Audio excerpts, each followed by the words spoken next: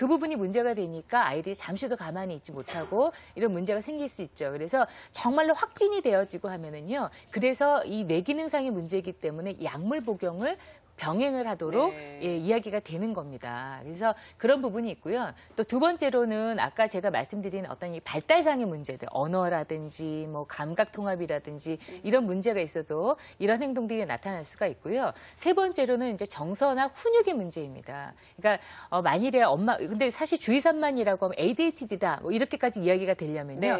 어릴 때부터 항상 어디서나 언제나 산만합니다.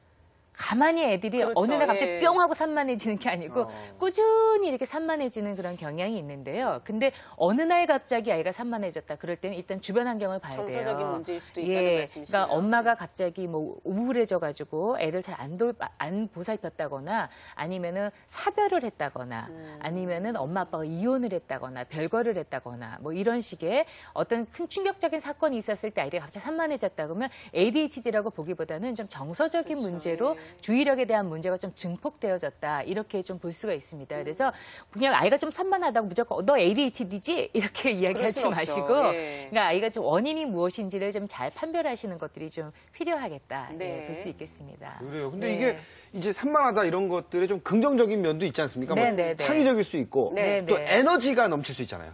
막 열심히 하려는 어떻습니까? 근데 이제 일각에서는 이런 의견들이 있어요. 왜 굳이 이렇게 자꾸 그렇게 미화하려고 하느냐. 그러니까 주의산만은 그냥 주의산만인 거다. 그거 알고 대처하면 된다. 그게 뭐 그렇게 큰일이라고 이제 뭐 이렇게 이야기하신 분도 있지만 우리가 훈육을 하는 입장에서는 어쨌건 아예 잘못된 점보다는 좀 장점을 찾아서 해주면 조절할 수 있는 힘이 생기니까 우리가 장점도 한번 좀 찾아보자 하면은요. 일단은 주의산만한 아이들 같은 경우는 일단 동기가 생기면 밀어붙이는 힘이 있어요.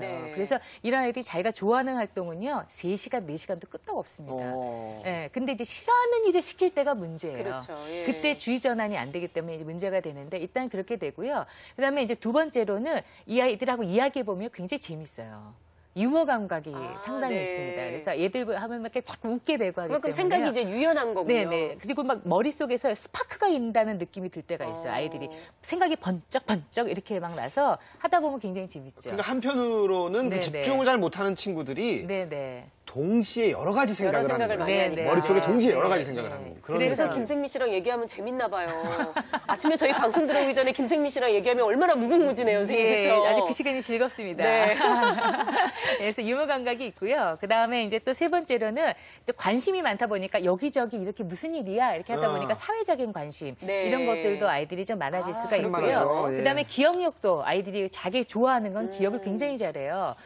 기억 잘하시잖아요. 기억력 좋아야 남의 일에 간섭을 하니까요. 그래서 기억력도 좋고요. 그다음에 호기심도 많고 그다음에 창의적이고 배우는 일이나 이런 데 열성적이고 그러다 보니까 활기차요. 그래서 그 사람 옆에 가면 에너지가 이렇게 막 좀 느껴지죠. 그래서 이런 부분들이 장점이라고 좀 찾아주시면 혼낼 일보다는 좀 이렇게 아유 이게 재밌네 뭐 이렇게 좀 이야기해 주시면 좀 격려가 될 수 있겠죠. 그래요. 모든 면에서도 이제 긍정적인 면을 바라보는 것도 참 중요한 부분이 아닐까 싶은데요. 왠지 김생민 씨 얘기를 참 많이 하게 되는 것 같네요. 아니에요. 선생님이 여러 가지를 짚어주셨는데 많이 닮아 있어요. 자, 우리가 알고 있는 이렇게 유명한 사람들 사이에서도 이렇게 산만함을 어렸을 때 호소했던 분들이 많이 있다고 하거든요. 저희가 화면으로 또 다시 준비해봤습니다.